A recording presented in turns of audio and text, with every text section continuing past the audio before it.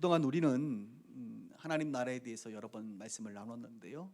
그 말씀들을 다 하나로 얘기하면 뭐냐면 하나님 나라의 도래, 하나님 나라의 선포라고 말할 수가 있습니다. 그동안은 하나님 나라가 무엇인지, 하나님 나라가 이미 임했다.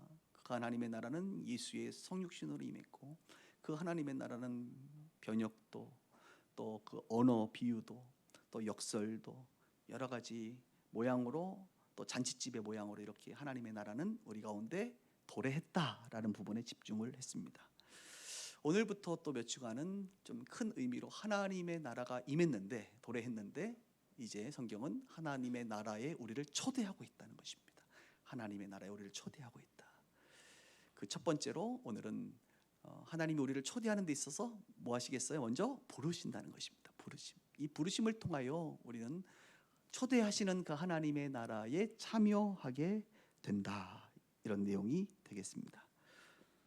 하나님은 우리를 초대하시는데 콕 집어서 우리의 이름을 불러가면서 사실은 부르시고 있다는 것입니다. 그리고 그 내용과 가장 적절한 본문은 바로 우리가 잘 알고 있는 삭개오의 이야기입니다. 삭개오의 이야기를 묵상하면 참 놀라운 이야기입니다. 그가 예수님의 부르심 앞에 반응하는 것은 참으로 놀라운 이야기이고, 저는 오늘 그 놀라운 이야기를 우리가 어렸을 때 다 알고 있는 내용이지만 다시 한번 이 시대에 또 우리의 삶을 생각해 보면서 여러분들과 2000년 전의 모습으로 시간여행을 떠나보려고 합니다. 삭개오의 이야기에 오늘 중요한 세 가지의 키워드 포인트가 있는데, 그 첫 번째는 제목처럼 부르심입니다. 부르심. 예수님께서 삭개오를 부르셨다는 이야기입니다. 오늘 본문은 이렇게 시작하죠. 예수님께서 이제 예루살렘을 향하여 가고 계셨습니다. 그런데 여리고를 지나가십니다. 예수님께서 여리고를 지나가실 때에 소문이 다 났습니다. 예수님께서 오신다. 그것은 의도적으로 예수님께서 자신이 여리고로 가는 것을 말하고 있는 것이고, 의도성을 가지고 있다, 이렇게 말할 수가 있겠습니다. 그곳에 누가 있죠? 삭개오라고 하는 한 사람이 있습니다. 삭개오는 직업이 세무 공무원이라고 말할 수가 있겠습니다. 그 중에서도 세리장이니까 세무 공무원 중에서도 한 국장급 정도는 되지 않을까, 아니면 여리고 전체를 책임지고 있는 그런 지역 세무 책임자다, 이렇게 말할 수가 있습니다. 그런데 그가 부자라고 말을 하고 있습니다. 부자. 여러분, 세무 공무원이 부자가 될 수 있을까요? 우리 교회도 이제 공무원들 많이 계시는데, 우리 공무원들 열심히 하시면 부자 되세요? 아니에요? 부자 되기 어렵습니다, 여러분. 그런데 그 당시에 이 여리고라고 하는 지역은 무역이 굉장히 발달했고 세금이 많이 거쳤고, 그 당시의 문화는 유대인들의 세금을 로마에 징수할 때에 이 세리들이 그 중간 역할을 하기 때문에 유대인들 입장에서는 동족의 피를 빨아먹고 어떻게든 세금을 더 걷어가지고 악랄하게 그 다음에 로마에 바치는 사람이죠. 그러다 보면 그 당시의 문화로 봤을 때 이 세리들이, 특히 이제 세리장 정도 되면 뒷거래가 있었을까요, 없었을까요? 세금 좀 깎아줄 테니까 좀 나한테 좀 줘봐, 이렇게 해서 아마 착복을 하지 않았을까, 이런 생각을 충분히 할 수 있고, 그래서 삭개오는 부자가 되었습니다. 이 삭개오를 유대인들이 좋아했을까요, 좋아하지 않았을까요? 그의 앞에서 권력이 있기 때문에 굽신거렸을지는 모르지만 그의 뒷모습에서는 늘 그를 욕하고 배신자라 낙인을 찍었고, 저렇게 우리의 피를 빨아먹어서 부자로 살아가고 있는 삭개오를 좋아하는 사람은 없었습니다. 부자 중에서도 존경받는 부자들이 많지만 특별히 오늘 삭개오는 존경받는 부자가 아니라 미움받는 그런 부자의 모습으로 등장합니다. 또 그는 키가 작았습니다. 그래서 예수님께서 들어오실 때에 도대체 그 예수가 누구길래 궁금하잖아요, 유명인이니까. 그래서 예수를 보고자 나무 위로 올라갑니다. 군중들이 많이 있으니까 키가 작으니까 나무 위로 올라갔는데, 그 나무를 어렸을 때는 뽕나무라고 우리가 배웠죠. 뽕나무 위에 올라갔다. 근데 오늘 성경은 돌 무화과 나무다, 이렇게 말하고 있습니다. 이제 성경이 개정되면서 사실 뽕나무는 동남아 쪽에 많은 거고 이스라엘에는 돌무화과 나무가 정확한 표현이고요. 돌무화과 나무. 그러나 우리는 뽕나무에 익숙하니까 뽕나무로 그냥 평생 살아도 괜찮을 것 같기도 하고요. 그 위에 올라가서 이제 예수님을 이제 보게 됩니다. 그런데 예수님께서 그 길을 지나가시다가 뽕나무 위에 나무 위에 있는 삭개오를 보면서 이렇게 말씀하세요. 삭개오야, 이름을 불러요. 삭개오야, 내려와라. 속히 내려와라 라고 말합니다.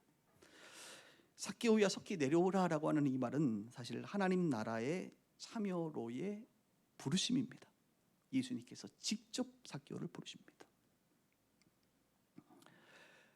예수님은 여리고에 그냥 간 것이 아니라 삭개오를 만나기 위하여, 삭개오를 부르기 위하여, 삭개오를 찾기 위하여 다시 그곳에 가신 것입니다. 삭개오는 예수님을 단순하게 보기 위하여 갔지만, 나무 위에 올라갔지만, 예수님은 삭개오를 보는 정도가 아니라 그와 만나고 그와 교제하고 그와 인격적 관계를 맺기 위해서 먼 길을 의도적으로 오셨다는 것입니다. 삭개오는 예수님의 이름 정도만 알지만 예수님은 삭개오의 이름뿐만 아니라 그의 존재 자체를 이미 알고 계셨던 분이십니다. 그래서 요한복음 10장 3절에 보면 양은 목자의 음성을 듣나니 그가 자기 양의 이름을 각각 불러내어 인도하신다. 우리 주님이 목자시고 우리는 양인데 우리 주님은 우리를 부르실 때에 그의 이름을 각각 불러내어 인도하신다. 이렇게 말씀하고 있습니다. 하나님의 부르심은 익명의 군중을 향한 외침이 아닙니다.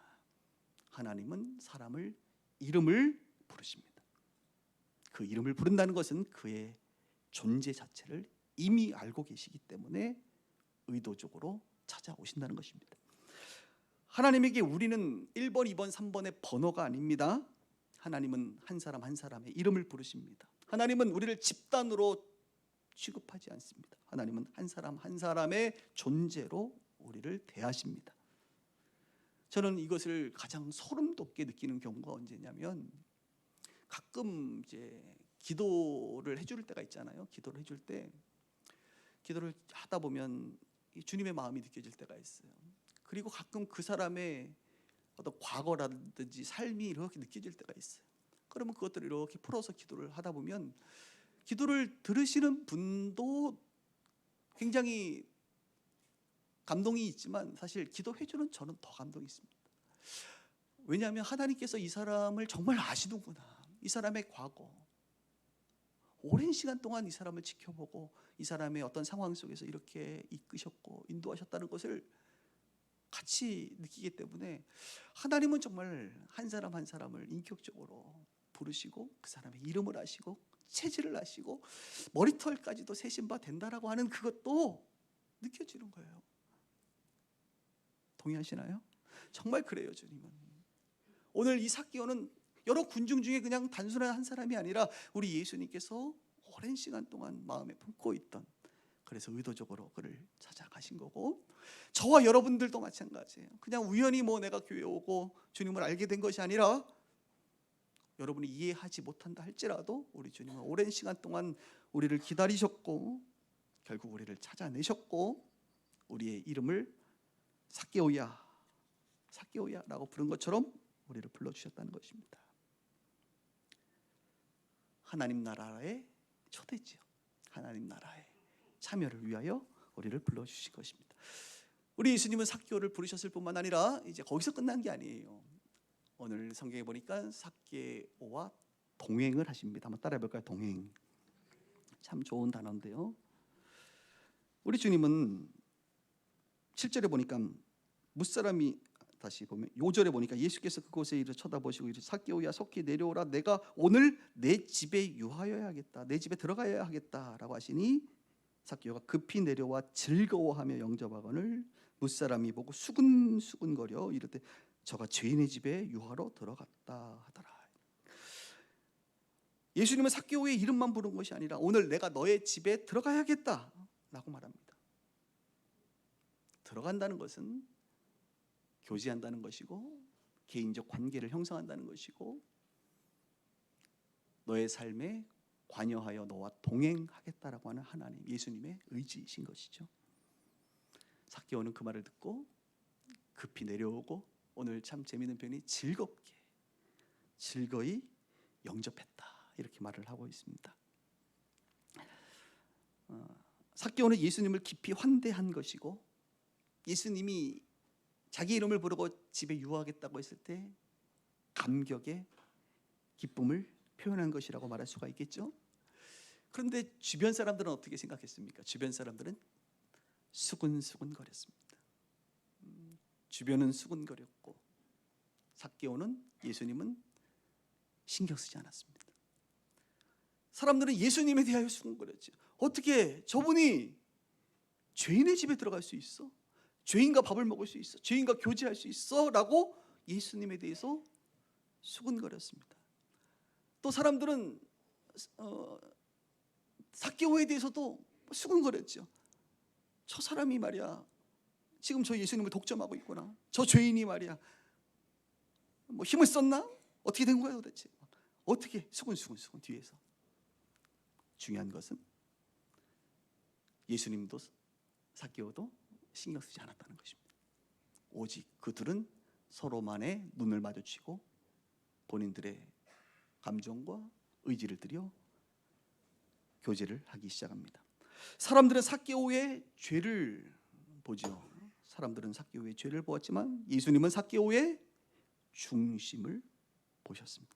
사람들은 삭개오를 밀어냈지요. 끊임없이. 예수님은 삭개오를 안으십니다. 그에게 들어가십니다. 그래서 구원과 하나님의 나라에 초대하십니다.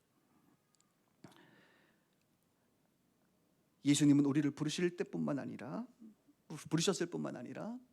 우리 안에 들어와 성령으로 들어와 우리와 교제하시고 우리와 동행하기를 원하십니다. 우리 안에 유하기를 원하십니다.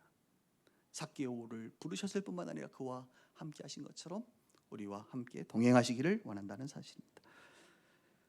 예수님은 하나님의 나라를 설명하는 것에서 끝나지 않으시고 멈추지 않으시고 사람들을 하나님의 나라의 삶 속으로 끊임없이 초대하시고 그 길을 함께 걷기를 동행하기를 원하신다는 것이죠. 그래서 예전에 아주 유명한 그 목사님 중에 달라스 윌러드라고 하는 사람이 이제 하나님의 모략이라고 하는 유명한 책이 있어요. 그 책에 이런 표현을 썼는데 예수의 제자가 된다는 것은 우리가 예수의 제자로서의 삶을 살기를 원하는데 예수의 제자가 된다는 것은 그분과 함께 걸으며 하나님의 나라의 삶을 배우는 것이다. 제자는요 예수님 스승 되신 그분과 함께 걸으면서 함께하면서 그분에게 끊임없이 배우는 것이죠. 지금도 우리 예수님은 살아 역사하시는 분이십니다. 그분이 여러분들을 계속 가르치시고 여러분들과 동행하시길 원하세요. 제자가 된다는 것은 그 길을 계속 동행하는 것이라고 말할 수가 있겠습니다. 오늘 삭개오는 예수님과의 이 동행은 굉장히 짧은 시간이었습니다. 어쩌면 하루 만의 시간이었을 수도 있어요. 한 6시간? 길면 한 10시간 정도였을 것 같아요. 짧지만 강렬한 만남이었습니다. 짧지만 깊이 있는 만남이었습니다. 짧지만 굉장히 의미 있고 짧은 시간이지만 영적인 만남이었습니다.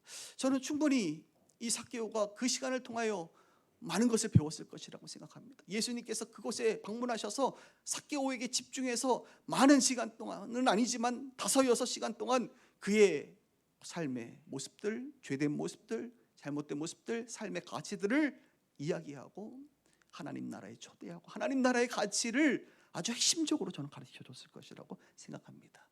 짧지만 아주 깊이 있는 동행이죠. 얼마나 아름다운 시간이었을까요? 늘 주님은 우리 가운데 마치 삭개오가 자기의 집의 문을 활짝 열어서 예수님을 영접하는 것처럼 지금도 저와 여러분들의 삶에 이 시대의 많은 사람들에게 삭개오와 같은 삶을 원하는 것이죠. 볼지어다 내가 문 밖에 서서 두드리노니 누구든지 내 음성을 듣고 마음의 문을 열면, 삭개오는 대문을 활짝 열었지만 마음의 문을 열면 내가 너에게로 들어가 너와 더불어 먹고 너와 더불어 마시리라. 교제하시길 원하시고 많은 것을 가르쳐주고 싶어 하십니다. 하나님 나라에 대해서 말이죠. 주님은 우리의 이름을 아는 것에서 멈추지 않습니다. 계속적으로 사랑의 교제를 원하십니다. 삶의 동행자로 관계 맺기를 원하십니다. 그리고 이 과정을 통해 우리의 삶이 풍성하게 되기를 원하십니다. 삭개오의 삶이 풍성하게 되기를, 진리 가운데 살기를 원하십니다. 하나님 나라에 참여하는 기쁨을 맛보아 알기를 원하십니다. 사랑하는 여러분, 여러분은 주님을 만나는 만남을 넘어 지금도 그분과의 교제의 자리에 머물러 계십니까? 삶의 동행자로 예수님과 함께 걷고 계십니까? 삭개오처럼 사람들의 시선 따위는 신경 쓰지 않고 오직 예수님만 바라보고 그분의 시선에 집중하여 사람들의 어떤 환경과 인식과 어떤 이야기가 아니라 오직 그분께 집중하여 그분의 이야기를 들으며 그분과 동행하고 계십니까? 그것을 갈망하고 계십니까? 우리 주님은 우리를 부르셨을 뿐만 아니라 우리와 동행하기를 원하십니다. 그리고 세 번째는 바로 참여하기를 원하십니다. 참여. 바로 주님의 부르심은 결론적으로 하나님 나라에 참여하기 위함이죠. 삭개오는요, 부르심을 넘어 동행을 넘어 거기에 멈추지 않고 하나님 나라에 참여하기로 그의 발을 한 발짝 띱니다. 그 내용은 이렇죠. 8절을 한번 볼까요? 8절. 삭개오가 서서 주께 여짜오되 주여 보시옵소서. 교제를 다 하고 나서 이렇게 그는 고백합니다. 내 소유의 절반을 가난한 자들에게 주겠사오며 만일 누구의 것을 속여 빼앗는 일이 있으면 이제는 내 갑절 4배나 갚겠나이다. 엄청난 이야기를 하고 있습니다. 자기 소유의 절반을 가난한 자에게 나눠준다? 여러분, 이것은 어려운 일이에요.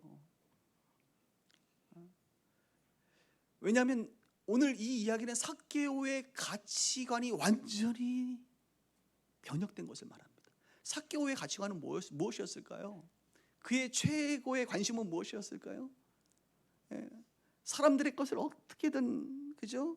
빼앗아서 그 다음에 자기 부를 쌓는 것이 그의 가장 큰 관심이었고, 그래서 그는 부자가 되어 있잖아요.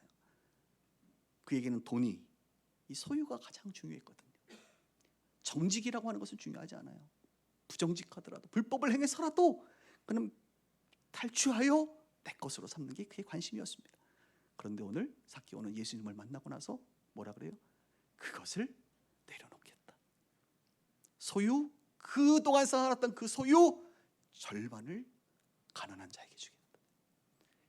이제는 내가 빼앗지 않겠다. 내가 빼앗아 소득을 얻는다고 한다면 빼앗은 것의 4배를 주겠다. 그럼 빼앗겠다는 거, 안 뺏겠다는 거? 뺏어봐야 4배를 더 줘야 되는데 어떻게 뺏어요? 뺏지 않겠다는 거잖아요. 이제 나는 직장에서 정직하게 세무 공무원으로 살겠다 라고 그는 예수님 앞에 하나님 나라의 가치인 나눔과 정직을 실천하겠다고 고백합니다. 이 고백은 단순한 고백이 아니라 하나님 나라에 내가 참여하겠다, 그 하나님 나라의 가치에 내가 나의 삶을 이제 조정하여서, 변화를 넘어 조정해서 참여하겠다라고 그는 말하고 있는 것입니다.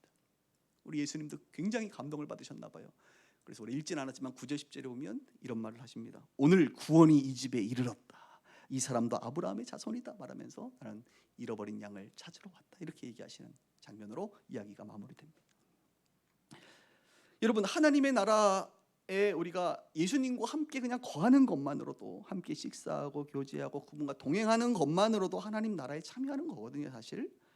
근데 삭개오는 더 나아가서 구체적으로 내 삶의 변화, 내 삶을 조정함으로 말미암아 하나님 나라에 참여하겠다고 그는 선언하고 있는 것입니다. 삭개오는 억지로 시켜서 아니면 강요받아서 그는 참여한 것이 아닙니다. 예수님과의 교제 속에서 진리를 발견하고 가치를 발견하여 그는 자발적으로 기쁨으로 벌떡 일어나 예수님, 내가 이렇게 이제 할 거예요 라고 그는 참여하기로, 헌신하기로 결정한 것이죠. 이 사건은 삭개오에게만 해당되는 것은 아닙니다, 여러분. 예수님을 제대로 만난, 진리를 제대로 발견한 사람들에게 자연스럽게 일어나는 일입니다. 그들은 대부분 삭개오와 같은 방식으로 하나님 나라에 참여하고 있습니다. 재정을 하나님 앞에 드리고 하나님 나라를 위하여, 가난한 자를 위하여 재정을 소비합니다. 직장에서 빼앗던 사람들이 빼앗지 않습니다. 불의를 행하던 사람들이 더 이상 불의를 행하지 않고 정직하게 살아가려고 몸부림칩니다. 자신의 재능과 윤리적 기준들을 세워 거룩한 삶을, 봉사하는 삶을 살려고 합니다. 삭개오뿐만 아니라 예수를 만난, 하나님 나라에 참여하는 사람들은 다 그런 식으로 살아갑니다. 그리고 그 모두가 자발적 기쁨으로 참여하고 있다는 공통점이 있습니다. 하나님 나라에 참여한다는 것은 정말 기쁜 일이고 의미 있는 일이기 때문에 그렇습니다. 예전에 제가 번역에 대한 이야기를 할 때 아브라함 카이퍼에 대한 이야기를 했는데 그가 이렇게 말했습니다. 하나님의 나라는 교회 안에서만 나타나는 현실이 아니라 일터에서도 나타난다. 그리스도인은 자신의 직업과 재정을 통해서 하나님의 통치를 드러내도록 부름받았다. 아브라함 카이퍼는 이렇게 얘기했어요. 우리가 하나님의 통치를 드러내도록 부름받았는데 딱 집어서 직업과 재정을 통해서 한다. 직업. 교회 안에서보다 더 중요한 게 여러분들의 삶의 현장, 직장의 현장에서 하나님의 가치를 이루고 또 우리가 얻은 소득을 가지고 이 재정을 통하여 우리가 뭐 선교라든지 구제라든지 교회라든지 교육이라든지 이런 하나님의 나라를 세워간다는 것이죠. 이 일에 헌신한다는 것입니다. 저와 여러분들도 그렇게 살아가고 있죠. 여러분들도 삭개오가 아닙니까? 예수님에게 부름을 받았고 그분과 동행하면서 변화를 받아 하나님 나라에 참여하고 있지. 여러분들도 삭개오처럼 소유와 재정을 하나님의 나라를 위하여 가난한 자들을 위하여 소비하고 있고 거룩한, 세상의 표현으로 얘기하면 낭비, 거룩한 낭비와 같이 소비하고 있고 직장과 가정에서 정직하려고 애쓰고 하나님 나라의 가치를 실현하려고 몸부림치고 있는 분들임을 압니다. 저는 빗소 식구들이 이렇게 기쁨으로 하나님 나라에 참여하고 있음을 보면서 참으로 감사합니다. 그런데 때로는 이 삶이 버겁기도 한 것은 사실입니다. 버겁죠. 그런데 여러분, 버거움보다는 제가 늘 얘기하잖아요. 하늘의 기쁨이 압도한다. 충만하다. 늘 하나님의 일에는 자발적인 것이기 때문에 이 자발적인 것 앞에 우리의 자아와 우리의 육신과 우리의 욕심은 참 움직이기가 어려워요. 주일날 교회 가는 이 자발적인 예배 참여도 쉽지 않고 모임에 참여하는 것도 성경 공부에 참여하는 것도 봉사에 참여하는 것도 설거지에 참여하는 것도 다 어려운 거예요. 심지어는 내가 요즘에 형편이 안 좋은데 헌금을 하는 것도 11조를 내는 것도 너무 버겁죠. 정직하게 살아가는 것도 버거운 거예요, 여러분. 세상의 풍조를 역행해서 진리대로 살아간다는 것은 참으로 버거운 일입니다. 그런데 버거운 일이지만 우리가 힘을 내요. 이 삶을 살아가면 하늘의 기쁨이 충만합니다. 제가 예언 하나 할게요. 오늘 예배 버겁게 오신 분들 예언합니다. 끝나고 갈 때는 기쁨이 충만할 것입니다. 아멘. 아닐 것 같은데 밥을 먹을 때 기쁨이 충만할 것입니다. 어떻게든 기쁨이 충만해져요. 이게 참 진리예요. 그래서 힘들어도 모임에 참여하고 힘들어도 뭔가를 이렇게 봉사하면요 힘은 드는 건 분명한데 하늘이 주는 기쁨이 우리 안에 있다는 거예요. 이게 하나님 나라를 참여한 자들의 그 천국을 맛보는 것이라고 말할 수가 있겠습니다. 놀라운 것은 이런 주제에 대한 이야기는 삭개오 한 사람의 이야기가 아니라는 것입니다. 성경 속의 수많은 인물들이 이런 이야기가 가득하고요. 이것은 공통점을 가지고 여러분 공통점이 있다는 것은 하나의 영적인 원리로 볼 수 있는 것입니다. 한번 볼까요? 오늘 삭개오가 부름을 받고 동행하고 하나님 나라에 참여하지 않습니까? 그런 것처럼 노아는 어땠어요? 노아도 늦은 나이에 부름을 받고 그리고 그가 하나님과 동행하잖아요. 성경은 노아는 하나님과 동행했으며라고 아예 딱 문장으로 만들어놨어요. 노아가 하나님과 동행했잖아요. 그리고 나서 하나님 나라에 참여했죠. 어떻게 해요? 방주를 짓는 그 일을 통하여 생명을 유지하고 구원을 받게 되는 놀라운 하나님 나라에 참여하게 됩니다. 아브라함 어땠습니까? 아브라함 부름 받았죠. 모태신앙 아닙니다. 우상 숭배하는 가정의 아들로 태어나서 하나님께서 찾아와 주신 거예요, 아브라함에게. 그리고 그를 불렀어요. 그리고 그는 우상 단지를 다 버리고 고향을 떠나 하나님과 동행했지요.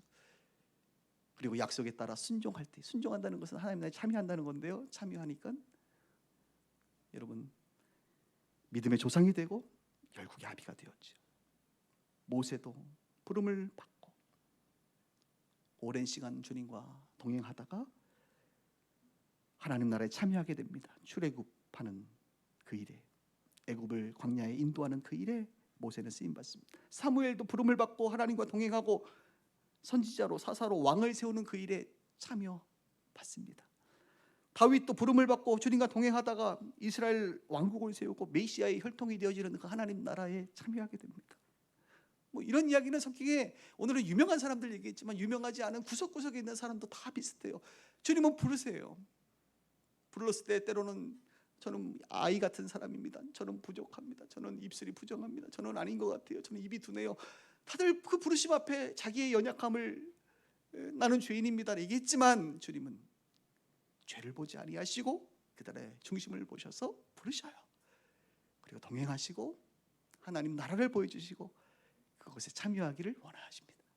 그때 기쁨으로 순종했던 사람들은 하나님 나라에 참여하여 그 기쁨을 만끽하게 된 것이죠. 제자들도 마찬가지 아닙니까? 베드로 주님이 먼저 찾아갔어요. 마태 주님이 먼저 찾아갔어요. 그리고 부르셨어요. 그리고 그들은 그분과 동행하였죠. 3년간 동행하였죠. 그리고 나서 성령이 임하고 사도행전에 보면 놀라운 하나님의 사람으로 하나님 나라에 참여하는 것을 보게 됩니다. 여러분, 주님은 지금도 사람을 부르십니다. 여러분을 부르시고 여러분을 이미 부르셨죠. 그리고 동행할 것을 말하고 있습니다. 그분과 동행하는 것입니다. 오랜 시간 동안 한 걸음 한 걸음 함께 가는 것이죠. 늘 예수님은 막 다다다닥 말하고 있지 않아요. 동행하다가 가끔 한마디 하시죠. 힘드냐? 또 하다 보면 어느 순간 그건 아니지 않느냐? 또 가다 보면 어느 날 괜찮다. 늘 그분과 동행하면 그러다 어느 순간에는 하나님의 나라의 가치를 보여주면서 일 함께 하지 않을래? 참여를 요청하신다는 것입니다. 우리는 그 하나님의 요청에 반응할 때에 오늘 삭개오처럼 성경의 인물들처럼 참여하게 됩니다. 더 이상 주저할 수는 없습니다. 하나님 나라 확장을 위한 동역자로 주님은 늘 우리를 부르시고 계시기 때문입니다. 어떤 찬양의 가사처럼 작은 날을 드릴 때에 물고기 2마리 보리떡 5개와 같은 작은 것을 나의 주님께 드릴 때에 주님은 그것을 받으십니다. 그것을 기뻐하십니다. 그것을 축복하십니다. 그런 여러분들을 사용하십니다. 말씀을 마무리하면서 한 가지만 기억했으면 좋겠는데요. 삭개오는 예수님을 보기 위해 나무에 올라갔죠. 그런데 예수님은 삭개오를 만나기 위해 그 먼 길을 오셨다는 것입니다. 사실 우리가 하는 것은 굉장히 작은 거예요. 나무에 좀 올라갔을 정도인데 주님은 그런 나를 위하여 먼 길을 찾아오신다는 것입니다. 삭개오는 예수님을 보기 위해 나무에 올라갔을 뿐이지만 그러나 하나님의 나라의 이야기는 그가 나무에서 이제 내려오는 순간부터 시작됐어요. 삭개오야 내려와라. 삭개오가 내려왔을 때 삭개오의 인생에 하나님의 나라는 펼쳐지는 것입니다. 예수님이 너와 함께 하겠다고 할 때 그는 저는 너무 완벽하지 않습니다라고 말하지 않았어요. 우리 주님은 완벽해서 그 사람을 부르지 않습니다. 성경에 부름받은 사람은 오히려 완벽하지 않은 사람들입니다. 오히려 하나님의 능력이 그의 연약함을 통하여 드러나게 하시는 것 같습니다. 삭개오는 완벽해서가 아닙니다. 그냥 내려왔을 뿐입니다. 그리고 기쁨으로 예수님을 맞이했을 뿐입니다. 그것이 하나님 나라의 참여의 시작입니다. 제가 금요일이라든지 지금 최근에 주일날 설교를 하면서 가장 많이 표현되어졌던 것은 뭐냐면 예수님을 영접하는 것이다. 받아들이는 것이다. 이 이야기를 많이 한 것 같아요. 왜냐하면 내가 뭔가 대단한 계획을 하고 기획을 하고 뭔가 일을 하고 그거 아닌 것 같아요. 하나님의 나라는 그렇게 펼쳐지지 않더라고요. 한마디로 내가 하는 게 아니단 말이죠. 그냥 예수님이 오늘 말씀하시는 거예요. 내가 너와 유하여야겠다. 너와 함께 해야겠다. 우리가 마음의 문을 열고 마치 삭개오가 대문을 활짝 열고 그분을 모셨던 것처럼 우리는 그냥 문을 열고 그분을 받아들이기만 하면 그 다음부터는 그분이 내 안에서 역사하시고 나를 바꾸시고 나의 생각을 조정하시고 결국 그분이 역사하신다 이것이죠. 오늘 주님은 여러분들에게 어려운 걸 요구하지 않아요. 내려와라. 나와 함께 하자. 그리고 그 하나님 나라에 참여하자라고 요청하고 있습니다. 하나님 나라에 참여하는 삶은 세상에서 가장 기쁘고 가장 복된 삶이라는 것을 다시 한번 말씀드리고 싶어요. 하나님 나라의 삶은 부르심으로 시작되고 동행으로 자라나가면서 참여 속에 열매를 맺게 됩니다. 그 열매 맺는 은혜가 우리에게 있기를 주님의 이름으로 축원합니다.